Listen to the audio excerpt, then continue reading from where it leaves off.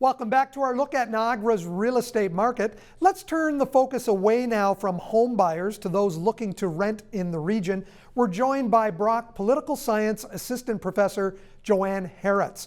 Dr. Heritz, we're in a crisis here when it comes to affordable rental housing. The demand far exceeds the supply.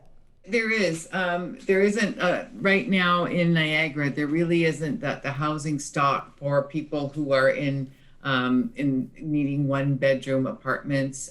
People who are, working, making minimum wage or lower income.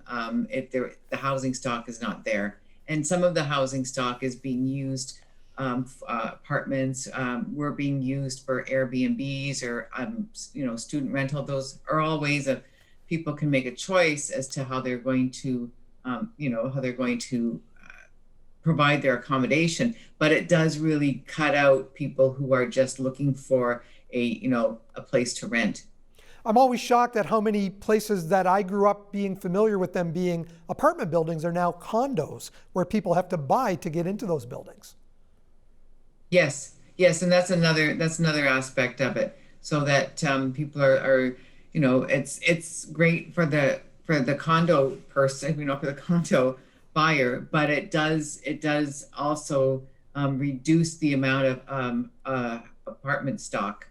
Dr. Heritz, with all of the new construction that's taken place in Niagara over the years, over 20 years actually, only 7% each year of new housing gets dedicated to rental units. That's right. And one of the things that we do see is that there is going to be more intensification. There's going to be more, the provincial government has, mandated that there'll be more intensification along corridors in all municipalities in Niagara. And so we're going to, but it doesn't guarantee the way that that is going to be all affordable housing. So it's up to municipalities to decide how they're going to allocate, how they're going to make decisions as to what type of housing stock is going to be built. And Niagara Regional Housing is really feeling the crunch because, again, the waiting lists are a decade or longer in many of Niagara's municipalities. That's correct. I mean, Niagara Regional Housing is, has undertaken, and they are building.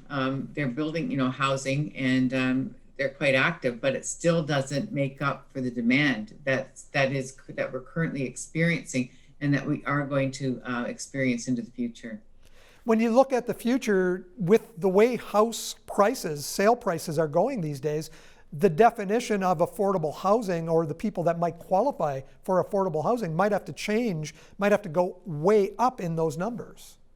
Yes, well, one of the things that I've been considering is the fact that when somebody makes a minimum wage, that that barely would cover the cost of an apartment.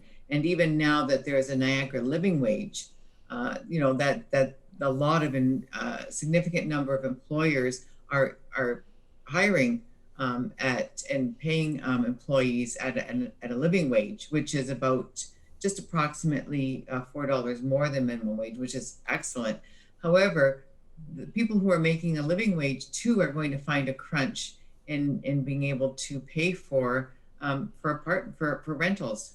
Is the solution to mandate with these builders who are building new homes that they have to include some rental units in their construction?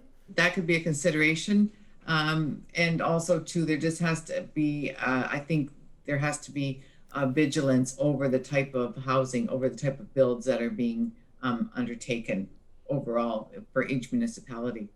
We have seen some positive signs, some new builds in St. Catharines, West Lincoln, Niagara Falls as well. This has to continue.